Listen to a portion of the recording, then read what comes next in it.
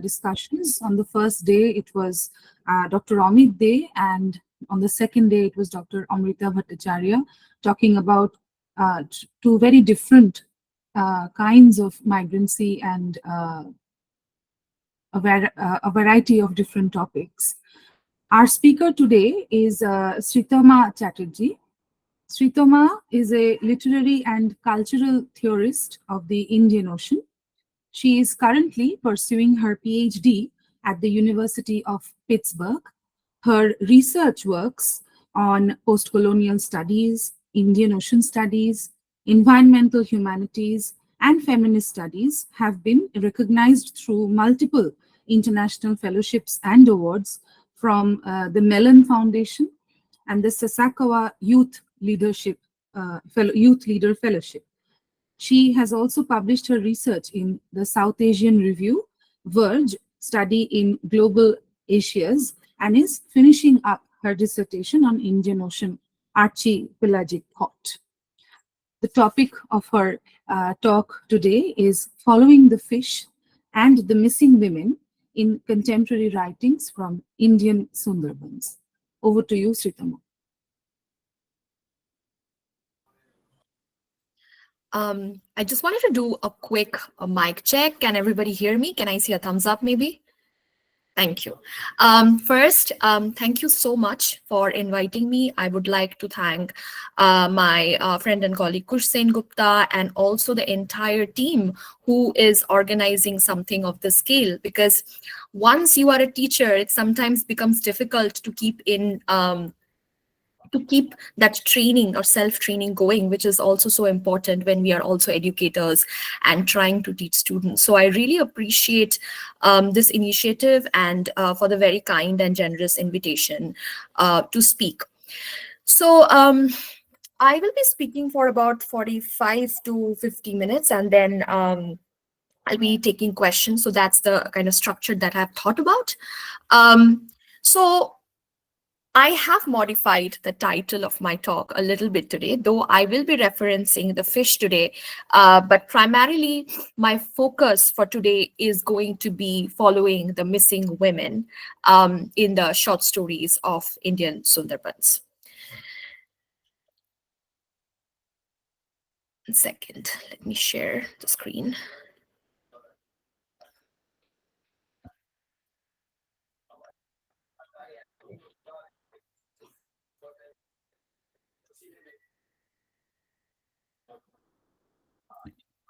So the title of my talk for today is Following the Missing Women in the Contemporary Short Stories from the Indian Sundarbans. Jogu's father, a fisher person, goes to the sea and goes missing. Another shrimp catcher gets into the river early in the morning and loses his limb due to a crocodile attack. Nomita, a migrant woman from the Sundarbans in Kolkata, is duped to travel to another city and doesn't return. Borsha, a girl in her teens, is kidnapped by the landowning class in an embankment in Sundarbans. This could be news that we are reading in the newspapers, on our phones, or we could be watching on news. But the examples that I started this talk with are in fact character and plot points of a collection of short stories from two periodicals from contemporary Sundarbans. One, Shomokaler Jionkathi, and the second, Nimno Gangeo Sundarbon Sangskriti Patro.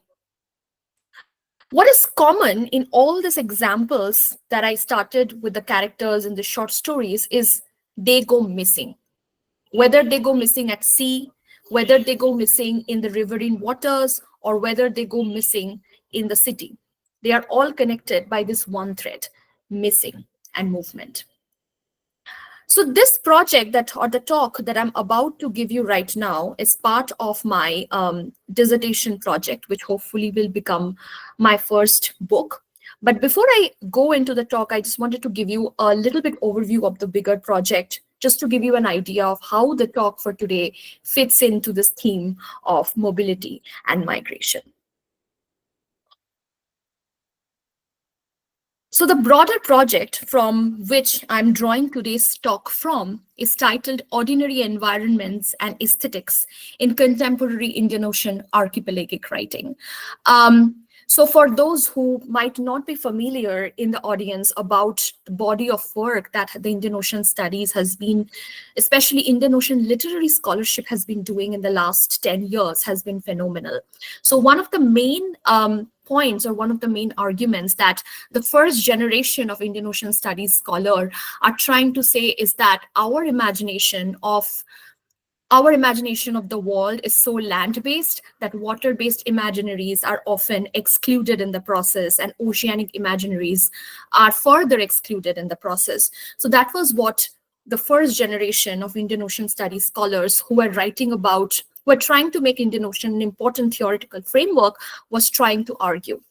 Now, of course, after 10 years, now that there is more scholarship around this field of oceanic studies and especially oceanic literature, there have been many subdivisions and divisions within that. And I, as a scholar of literature, work within that one specific subset of that, which is about archipelagos. Archipelagos, as we know, are, a collection of islands, so to speak, but there can be different ways to also think about that. But most importantly, archipelagos is this unique, occupies a very unique position in the contemporary Indian short story writing because they are neither land nor water, but because they have this very unique positionality within the space of the ocean too. So today, what I'm going to talking about in relation to migration is about, the migration or mobility that takes place within this archipelagic imagination or within this oceanic migration. Because when Indian Ocean Studies started off as a field, one of the focus or one of the things that Indian Ocean Studies was trying to do was to focus on sort of like south-south migration. Like it was not talking about migration from between US or India and Indian Ocean, or between United Kingdoms or the Indian Ocean, but rather it was talking about, let's say, the migration between Africa or Asia, between, let's say, China and East Africa. So that those are the south-south migrations within which the Indian Ocean study started off. But now we are talking more about what are the sort of migration or mobilities that is operative within the archipelagos, and how the literature that is written about these archipelagic writings sort of talks about that. So one of the key questions that I ask in my larger project is that at a time when the Indian Ocean archipelagos are sort of exceptionalized through the lens of crisis, because whenever you have something like the Sundarbans being talked about, you are either talking about it through the lens of disaster, through the lens of cyclones, or you are talking about it as a place that can, possibly disappear under the sea. So crisis has been the dominant model, or crisis has been this dominant framework through which Sundarbans has been seeing for a very, very long time. So, and this led me to question, based on my experience of fieldwork and also teaching students, is that can there be not possibility of alternative frameworks of crisis too, while not lapsing into sort of climate denialism? And that's a very fine line to maintain. So the question that I'm asking for today is that how is the site of the tidal archipelago rethought by the missing women in the short stories? Because Sundarbans is kind of unique in the sense that it's a riverine archipelago. It's not an oceanic archipelago. So there is something very specific about the material geographies of the archipelago itself. My broader project, I write about 3 distinct archipelagos. One is definitely Sundarbans, which is, a form of tidal waters. The second is Sundarbans, where I refer to the sort of history of incarceration in prison waters. And the third is Chagos, which is an occupied territory of the US military force. So the larger project, I look at, 3 different kinds of archipelagos and the 3 sort of like imaginations of the archipelagos. But today, what we are going to talk about is particularly the riverine archipelago, or riverine migration and mobility. So the Bangla periodicals that I just referred to, or I'm going to be referring throughout today's talk, are this Nimnogangeyo Sundarban Sangskriti Patro and Sundarban Kotha Sahitya, and also there is another one which is not currently photographed here. One second.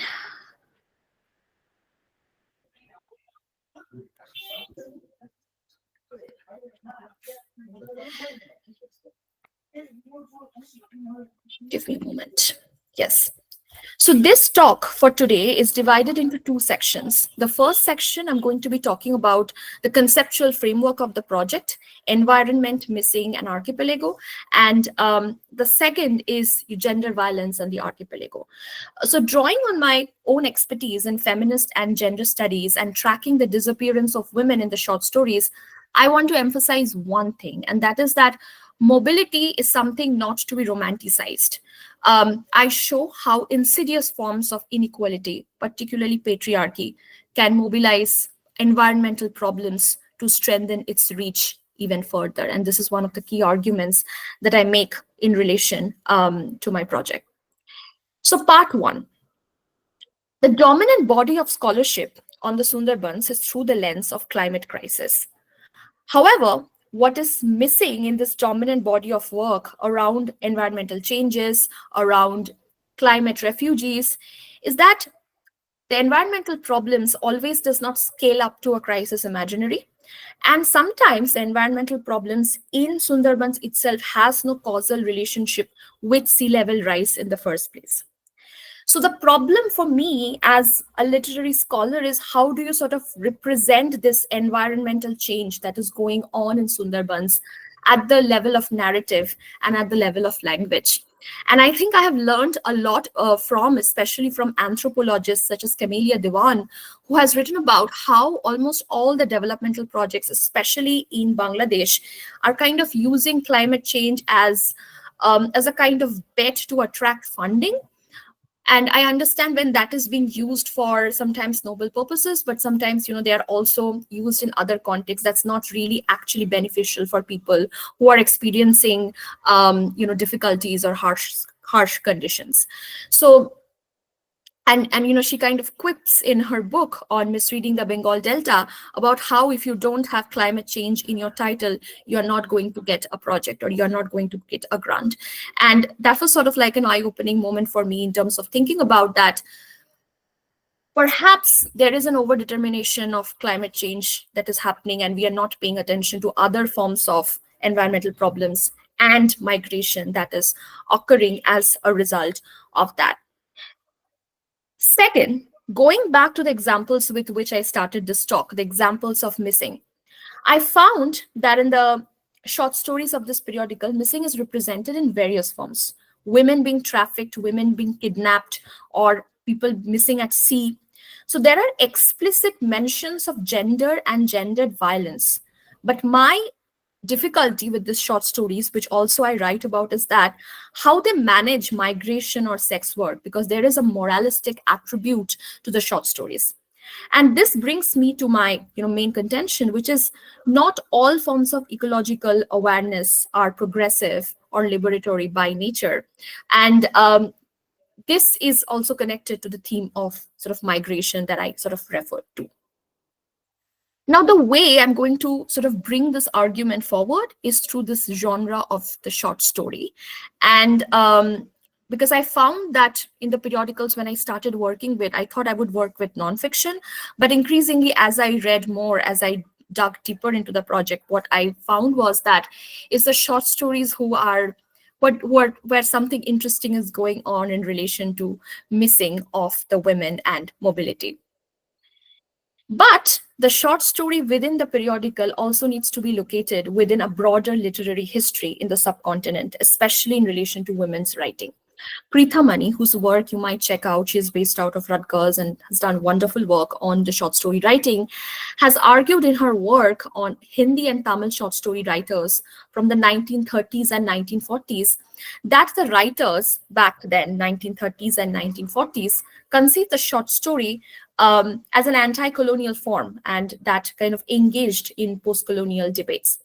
So she writes about the short story. Immersed in the contradictory pulls of region and nation, they use the short story to deprovincialize the outlooks of their fellow regional language speakers. And active in local literary coteries, they composed the short story as a playful riposte to their everyday encounters. So basically, originally, when short stories was more a part of periodicals, there was a network, there was a conversation that was always going on within the writers that brought the short story into existence in the early 1930s and 1940s. So therefore, the short story within the periodical needs to be located within a broader print public culture, especially considering the fact that it defines the contours of fiction and criticism at an important time in the history of the Indian subcontinent. So this is this history that we need to be acknowledging when we talk about the short story in the periodical that I am looking at.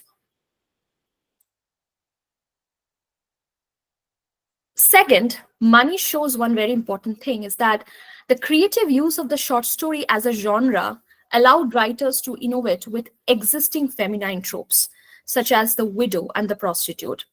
She argued that the experimentation with these tropes allowed them to join the social and aesthetic functions of the short stories to the realignment of interpersonal relationships. So, what did these experiments look like?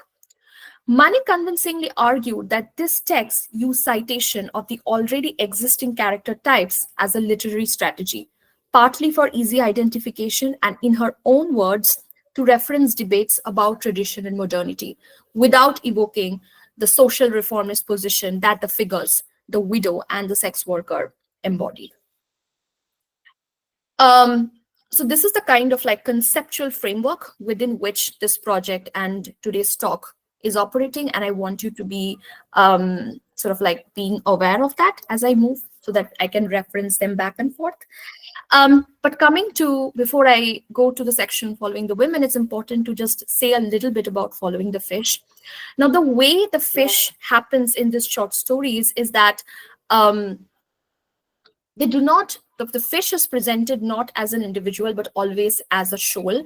Like, it's not that the fish is considered in itself, but the relationship of human beings with the fish is given predominance. So what I'm trying to say is that there is a certain kind of anthropomorphism, which is, you know, the very presence of humanness in the stories, which is foregrounded rather than really understanding the fish as the fish. But having said that, I think there is still value in terms of following the fish and how the fish, with following the mobility of the women, kind of opens up very important thinking. So in one of the short stories called Kamot, meaning Kamot is not crocodile technically, but in one of the short stories called Kamot in this periodicals, what happens is a fisher person goes to the sea and goes missing, never comes back. He's asked by his wife, he's asked by everybody in his colony to not go because, you know, the weather is kind of indicating that there is going to be a storm. But he doesn't listen. He goes to the sea. The boat capsizes and very likely is eaten up by a crocodile and like never comes back. And we know that there is a very large body of writing within Bangla writing also, which is about the capsizing of boats, which is about people missing out at the sea. It's a very long line of thinking. But what I found interesting in this short story was that there was this one character who kind of kept on insisting that, no, we need to come back because the weather is bad. And that character is called Bhigu. So Bhigu's insistence to return had saved the lives of their boats where most could not, and had brought in grief to the fishing colony. So while like many of the fisher folks did not even come back in the short stories, many did. But still there was grief about the fact that men went, but they did not come back. So the third person narratorial voice in the short story says, the deaths had broken the colonies of the fisher folks. One could only hear the sky-breaking cries from the colonies. The social norm is such that the wives of those fishermen who go missing have to wait. They do not become widows. Unless the corpses of the people are found, they do not assume that one is no more. So basically, it's a common thing. Like if the corpses are not found, you are still in that very liminal and in between position. So thus going to the sea and not returning, while knowing that the fisher folks have died, reveals crucial socioeconomic structures. There is mourning, apprehending that the fisher folks are no more, but due to the lack of material evidence, there is no recognition of death. So, this insight about the need of a material evidence to exist for acknowledgement of death, because there needs to be proof, and here there is no proof, contributes to the making of an environment where the women do not quite become widows, making them even vulnerable to exploitation. As a scholar, I find this tension between materiality of the evidence, where the corpses are literally evidences, and this expression of being in mourning insightful, because it is shaped by the geography and the weather that produces this life force that gets erased under the discourse of climate change, because this is a very specific situation where you are a widow but you are not a widow because the corpses are not found. But the dominant scholarship continues to look everything through this lens of climate change, which is a problem. So following the fish reveals this complex functioning of not only death rituals or the lack of it, but in this case, um, an understanding of gendered rituals too. The next short story. So I think the way I'm going to talk about it is because this audience might not be familiar with the short stories that I'm going to be talking about. I will give a little bit introduction of what the stories is about, just so that the audience is able to follow it. So the next story that I look at is Pradip Kumar Borman's Pakhiraloy, which is crucial because of its emphasis on how the figure of the migratory bird is employed to represent different forms of movement within the story. And this includes the migration of a young couple, Nomita, and her husband, Aditya, to the urban metropolis of Kolkata from Sundarbans. Nomita being trafficked subsequently to Mumbai after falling prey to traffickers in the city, and Aditya leaving the state of West Bengal for another state, Gujarat, and Nomita's remigration to Sundarbans. So just so that you know, they left Sundarbans because there was no opportunities. The woman gets trafficked and therefore goes missing because she's not found for a long time. And her husband, because she doesn't feel guilty, but because she feels embarrassed, he remarries and goes to another state. And then subsequently, later in the story, the woman character comes back to Sundarbans. So there is this constant movement of not just going, but also returning back, of also remigration that is taking place. So what the story, Pakhiraloy, as I keep repeating the names of the short stories, does is to document the distinct nature of each of these movements through literary devices. For instance, one of the reasons why Aditya, Nomita's husband in the story, initially migrates to the metropolis of Kolkata as a contract labor in the construction industries is because of the lack of job opportunities in Sundarbans. Because in his own words, the place has been systematically underdeveloped. And it was only when Nomita keeps on pleading to him that, you need to allow me to come, or else we are newly married, we need to be staying together, or else it doesn't satisfy my own desires, that because the desire is being very explicitly framed, desire and migration is being very explicitly framed in this short story, that he finally decides to bring his wife in the city.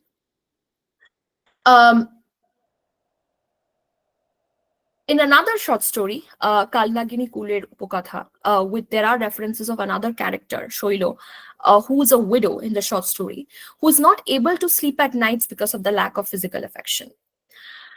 But unlike Nomita, who voices a desire, so the person who goes missing voices a desire, but the one who still stays back, who's not able to move, the story presents that person as not being able to voice the desire.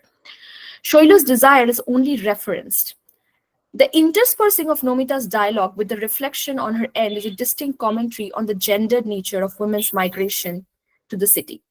I find this tension between voice and reference in articulating women's desire and migration very pertinent and very interesting, because readers listen to the voices of only those women characters who have experienced mobility, either through access to basic education or through travel to cities. But the voices of those who stays back is not heard in the short stories. And this is why I feel it's a limitation on the part of the writers, and this is a limitation of the short stories that I'm talking about.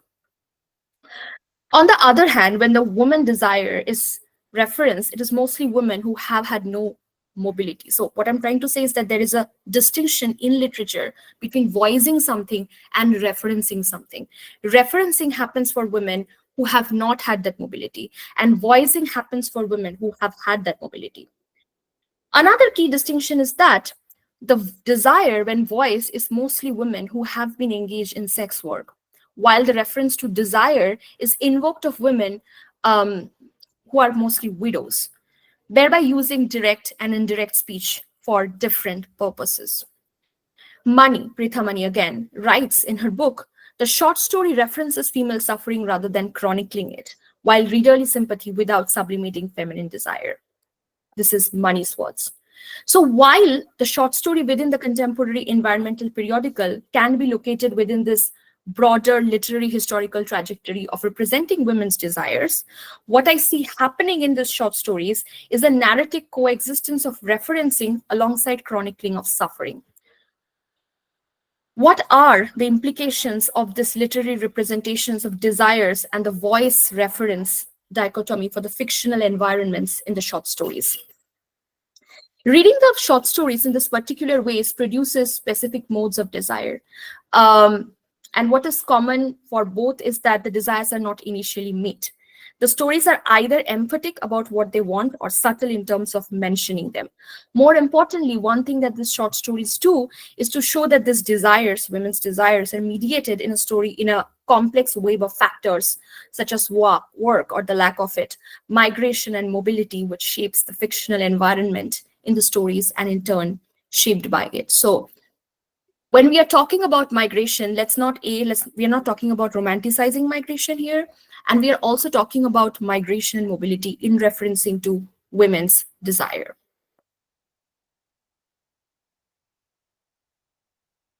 One second. So once Nomita is trafficked, because the woman gets trafficked in the city, there is a lot of details about how brave she is in terms of returning, and she actually decides to come back.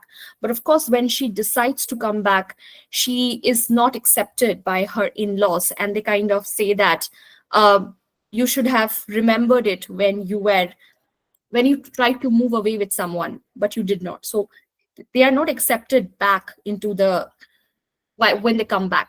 So when they come back to the environment of Sundarbans after being trafficked, is that the environment in the short story refers to the changing environmental circumstances of the delta.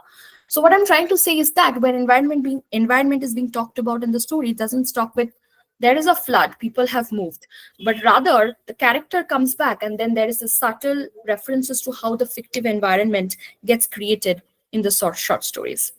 I will just share this quote because I think it might be helpful to look at it as we discuss or talk about it. One second.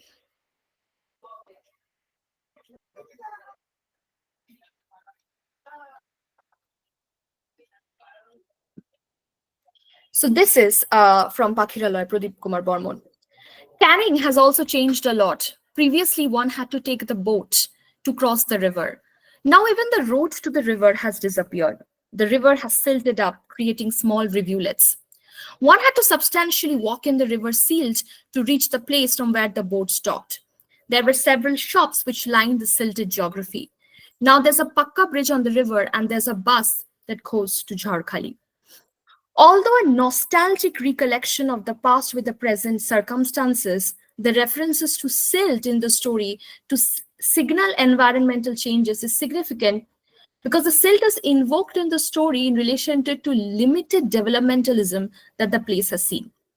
The materiality of the silt had prompted an array of small-scale businesses to spring, only to be replaced by the bridge that facilitated communication. However, the story has no clear explication of whether the river continues to be silted, and this is where the archipelagic comes in.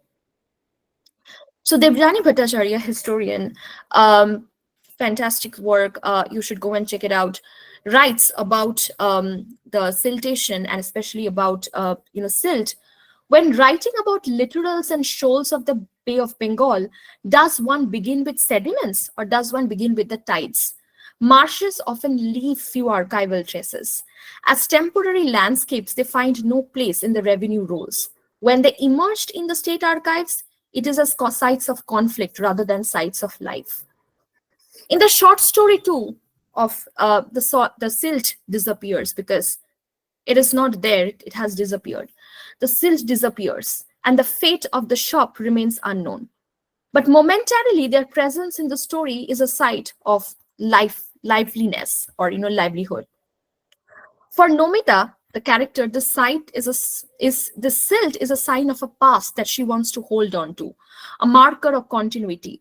But the disappearance of silt from the narrative of the story disrupts the shimmer of a life that she wants to remember.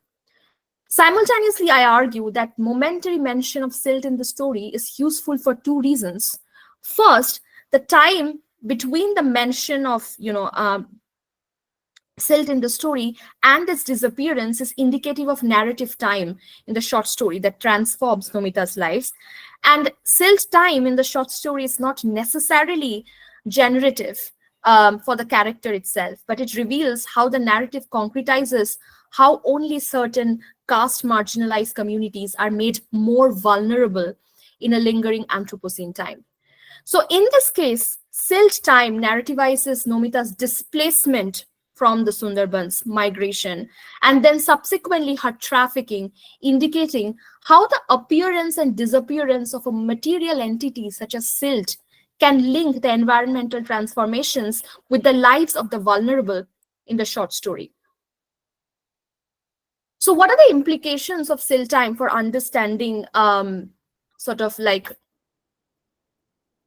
the changes that's happening in the short stories?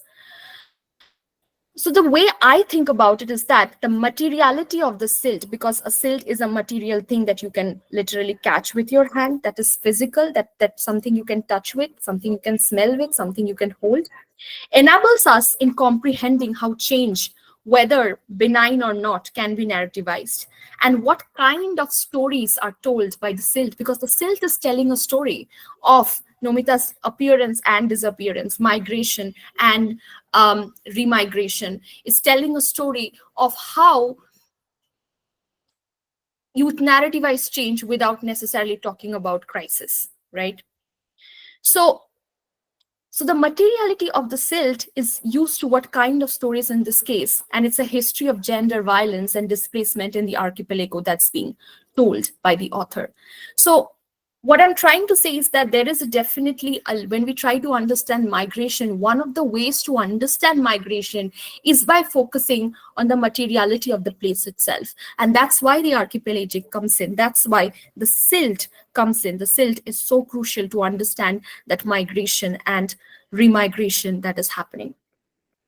So the third short story, which is going to be my focus today, just stopping for a bit to check if people have small questions that they want me to answer very quickly before I move on to the next story that is going to be the focus. We'll take the questions later at the end of the talk. You please continue. Okay. So in one of the short stories, another short story, Borshailo Khora Niye, the oral legends from the Delta permeate the short story. The particular oral legend that I'm referring to encapsulates how the multi-species presence in the region is weaved with tidal geography. For instance, Bormon in the story Borshailo Khora Niye, which is another short story, hears the cries of the Pooth bird, Pooth Pooth, signaling the arrival of the high tide. According to the oral legend, the cuckoo birds used to be fisher folks in the previous life where their child got swept away by the high tide when they had gone away for their livelihoods. The mother of the cuckoo bird was the first to notice that their child was being swept away and as a sign of danger screamed Pooth Pooth, though ultimately unsuccessful in rescuing the child. Thereafter, the high tide always bothers the birds and they use their sounds to intimate others of their arrival. The mention of the cuckoo bird comes in the early part of the story when Nishikant, who is the main character, mentions that previously he could hear the arrival of the high tide, but construction of the embankment on the Piali River does not allow the high tide to be visible or felt. The way I read the legend and Bormon's incorporation of it in the short story is that what is about to come. Nishikanto is about to lose her daughter Borsha. And one of the reasons why Borsha's desperate cries for help in the story could not be heard is because of the constructed embankment that prevents her voices from reaching others. Intense sound, the lack of it, or the limits of human body to respond to the sound becomes an embodied way of registering gendered violence. Whether it is the boatman not taking the muffled voices that they had heard in the abandoned dot seriously, or a car suddenly arriving at the middle of the night and leaving almost instantly, kidnapping Borsha and then transporting her would not have happened if the sound, a central component of the narrative, would have prompted a reaction in the people around the area of occurrence. So if you can see, like in the previous story, it was about somebody going to the city and then going missing and then migration happening. Here, somebody goes missing because there has been a definite kidnapping that has happened.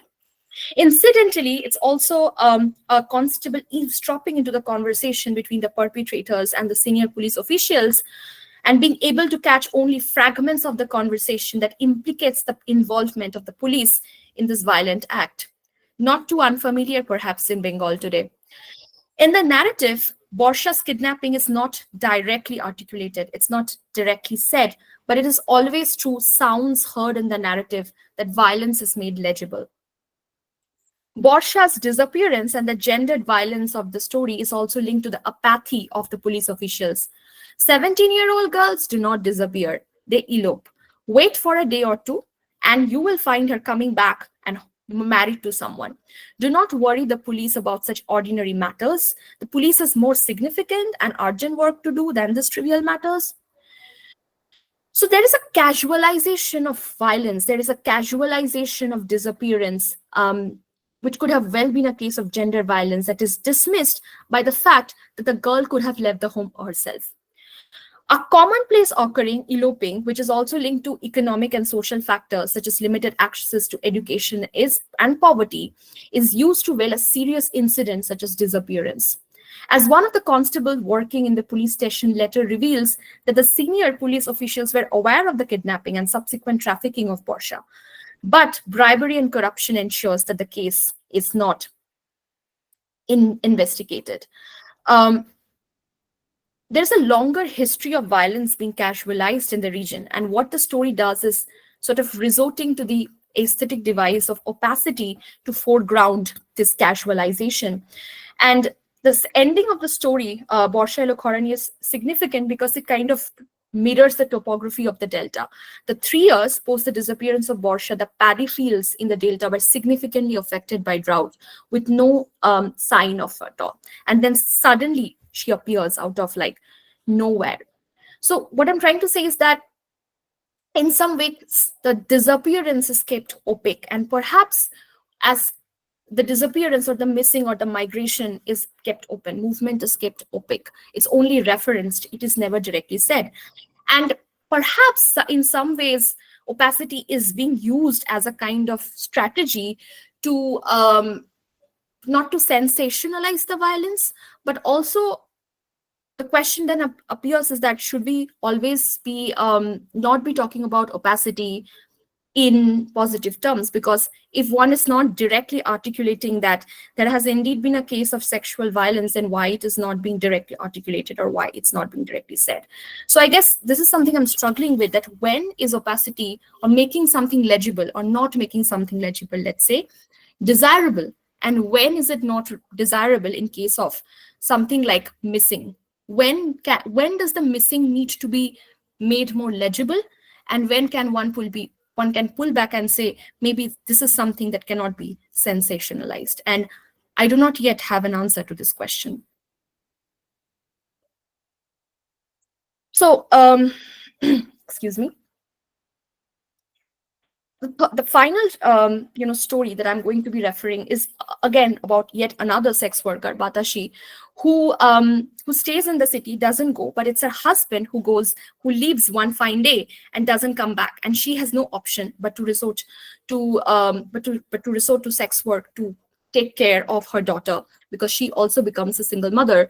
And at the end, her Her husband appears out of nowhere, but he is never asked. There is no question being asked in terms of where he had gone, and he's accepted into the society. So there is definitely a kind of gendering in terms of what happens when they come back. Not to anybody's surprise, the women are often not accepted, but the men are.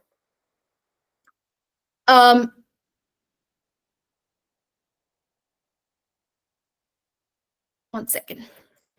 So the trope of materiality in relation to the environment in the short stories presents interesting conceptual problems. On the one hand, writing about the materiality of the fish, the tide, the silt, provides an opportunity to robustly theorize the archipelago, the silt that I just talked about.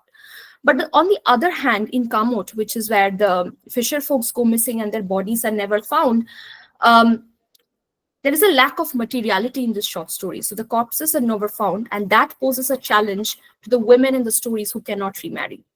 In fact, the trope of missing is a ubiquitous trope in the short stories. The incorporation of missing in the short stories allow for a specific kind of dynamics in Sundarbans to be narrativized. The lack of materiality of the bodies, the absent, the never found, and the missing is what makes it possible to narrativize how environmental changes rooted in the fictional world of the short stories make gendered dynamics. While the women almost never have the right to marry, often playing a role in the archipelagic economy, vulnerable to exploitation, often resorting to sex work as a profession, such social conditions are not applicable for men who remarry without waiting. So in the context of environmental justice, how do I read this presence of these women characters in the short story? The one who goes missing, whether it's a widow, whether it's somebody who's trafficked, whether it's somebody who goes kidnapped. I argue that the specific social and economic conditions of the archipelago and the location of the writers allow for the emergence of these characters, which in turn shapes the unevenness of ecology in the short stories.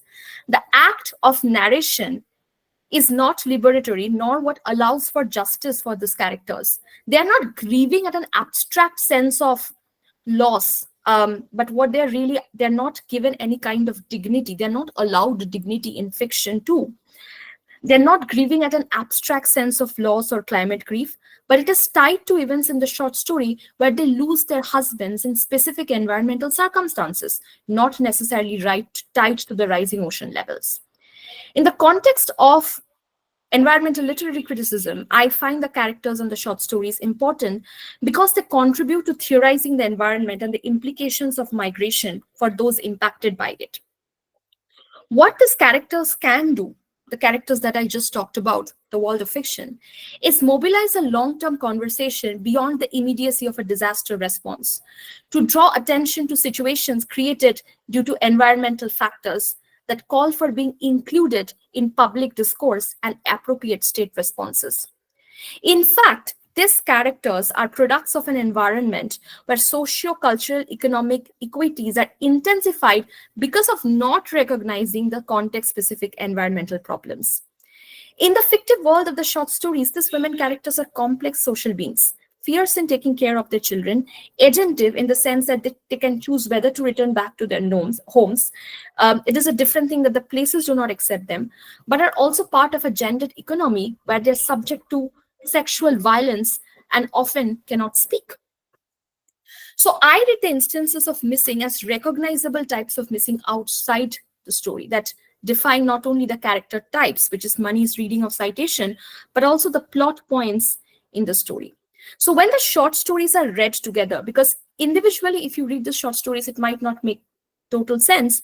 But when I try to read all the short stories as a kind of reading strategy in itself, what happens is that citation, by citation, I mean this referencing of this recognizable character types allows for the outline of a relationship to emerge between the archipelago and the characters.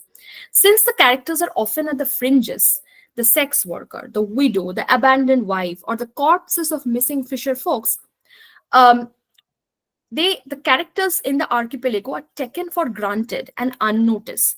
But when we try to read them together, when we try to read them as a kind of citing something that's already going on, then that makes the archipelago and the characters from the place more recognizable.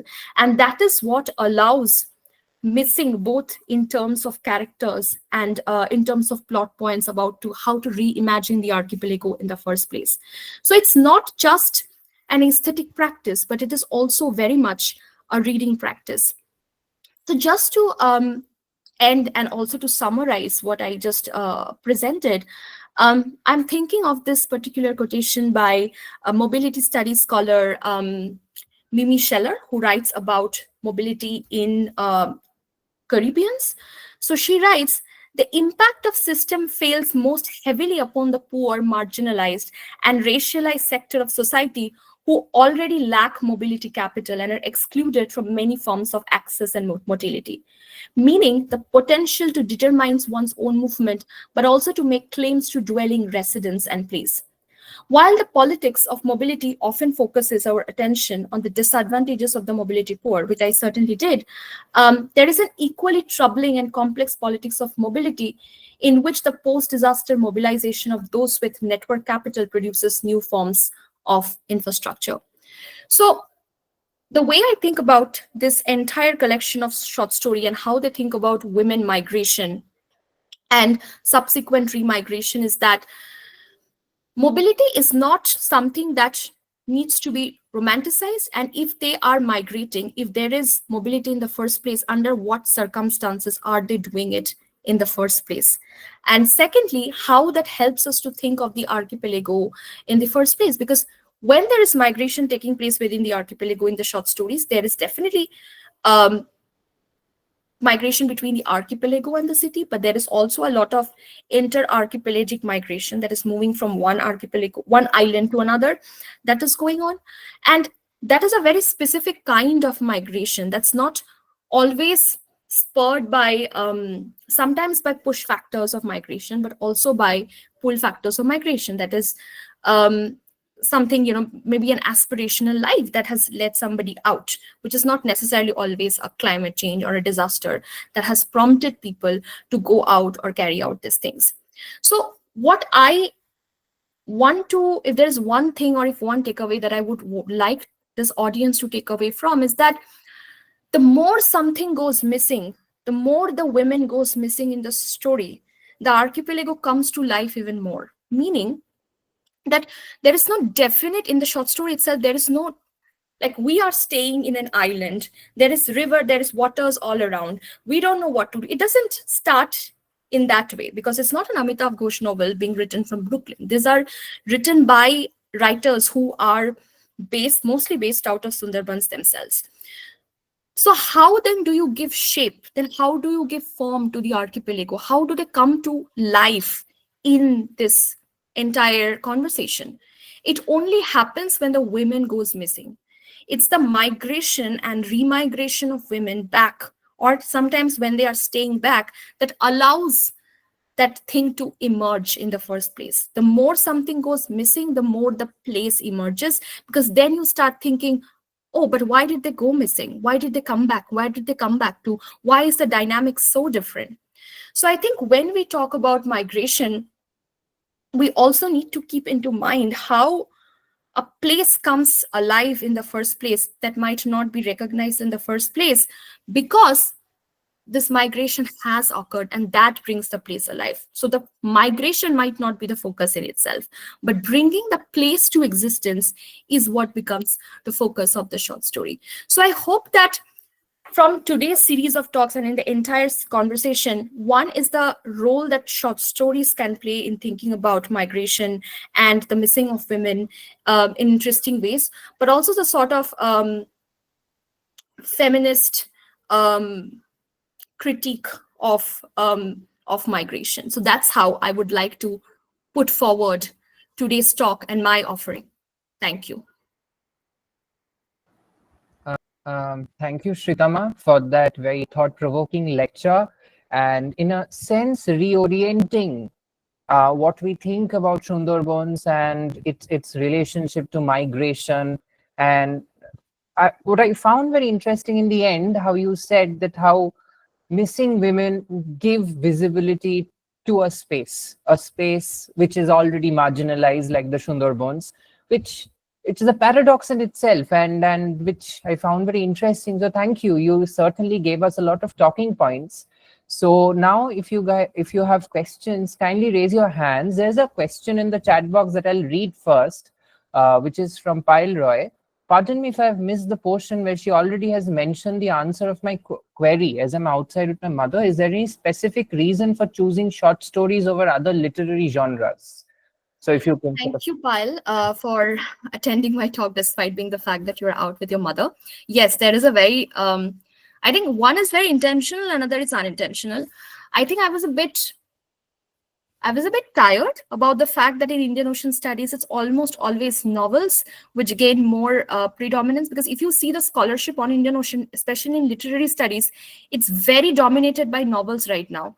And to me, it's a problem because it has been a dominant genre of talking about the Indian Ocean world.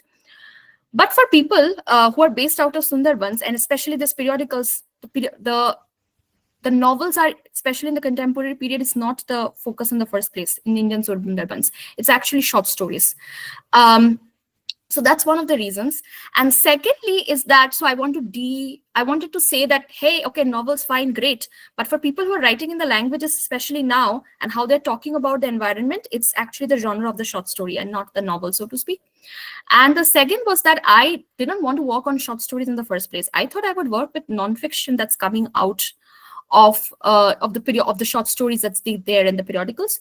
But when I started reading them, I found that the short stories are very interesting texts in terms of thinking about this dichotomy with which I ended, that the only way for the archipelago to emerge is when it goes missing, or when something goes absent, or when something or someone goes migrating. So that's one of the reasons why I chose the genre of the short story. And another thing about the short stories is that they're thinking about environment and environmental problems in a very specific way that's not necessarily tied to the crisis imaginary that you will see a lot of Indian Ocean novels or a lot of novels about the Sundarbans is being talked about. So that's many of the reasons why I chose the short story rather than the genre, because the novel is a dominant genre, and I think we have had enough. Let's try to also look at this other genres, which also does very interesting and important work. Also, correct me, Sritama, if I'm wrong, that the novels come from Sundarban itself, or No. are people, or exactly? So there you see a sort of power, sort of disbalance in a way, because novels require more, time, energy, and in a sense, novel writing is difficult, I think, which I don't know if people of Sundarban, it's easier to write short stories, right? So, I mean, novel also comes with the privilege of being able to write and publish a novel.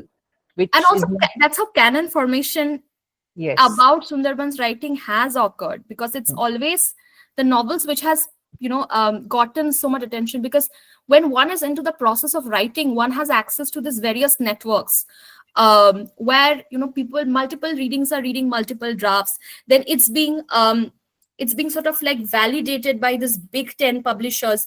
The short stories that I'm talking about are not published by HarperCollins, or it's not published by a Penguin. These are published by very local rooted publishers, and the circulate, and how I acquired this text, that's a story in itself, because there are these very local circulating libraries in Sundarbans where you find this text. It's not that they are sold in the open market or little magazine fairs where you find them. These are not periodicals, these are not short stories you will find being sold at a website.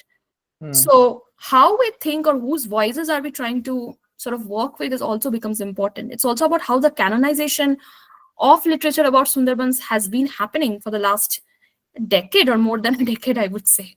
And the other thing that I would like to mention, it has not always been the case, because if I see some of the earliest prose that is being written about Sundarbans, that is not necessarily from Sundarban, but is written from about Sundarbans, that's actually the genre of the short story. You have Bankim Chandra writing about Sundarbans, and that is short story. That's not even novel in the first place. Right. Are there other questions? Please, you can just raise your hand or turn your audio on and ask Sritama your question if you have any. While we wait for questions, Sritama, would you like to talk about how you acquired this text? Acha, there is a question from Shuparna Gangopadhyay. Please, you can ask the question. I think she's muted. She needs to unmute herself. Extremely sorry, because I was literally engaged myself in your excellent speech, excellent presentation. I'm new in this subject, but I'm not new in case of missing women, because my subject is economics. So what my point is that you're dealing with short stories and very interesting case studies you have presented. But you see, one thing, if I connect it with the reality, and obviously if I connect the definition of missing woman, the concept which is first developed by Amartya Sen during 1990s, if I'm not wrong, highlighting the gender bias in mortality rates. Actually, his research was on low and middle income countries, but if I connect it, then you see, during 2019 to 2021, the COVID year, now near about more than 90,000 women disappeared from West Bengal during 2021. Now, if we take 2024 and total, then greater than 10 lakhs. 1 lakh near about missing women, and they're above 18. If I take the data, the woman less than 18 years, then that is, obviously I'm not citing the data, that is definitely frustrating. So how can you connect your case studies of Ireland, a topological case study, to the reality? Short stories and realities. I think we are in agreement, because I think what I am trying to say is that one of the things that I said was that it's economic. It's a lot of like economic factors and also environmental factors that is driving out these women. And by driving, I mean they are missing because of so many reasons, Okay. Yeah. Are you trying to say Right. something? No, so many reasons. You have cited few. Then what's the other reasons? Can you please tell me? Because this is a huge amount of data. So the thing is, I'm not an economist, but I can speak from my experience of fieldwork in Sundarbans. Is that you've undertaken a fieldwork, na? So but my fieldwork, and here I think it's a good opportunity to speak. My fieldwork is not collecting data. My fieldwork is more about, I think I rethink the concept of fieldwork in my project that I didn't get a moment to speak, which is that when we try to fieldwork, my fieldwork is not about collection of data. Like the numbers you cited. Could you collect interviews? Or interviews? Primary survey, let me complete. So what happens is that I think one of my colleagues is also here. If I go to an area and I start, like, let's say, teaching something, after, with every month you see people not coming, and then you ask what has happened to the women. He was there, that person was there in my first meeting, and by the end of like the 5th meeting or the 6th meeting, it is often the case that they have often married, and it's said that they have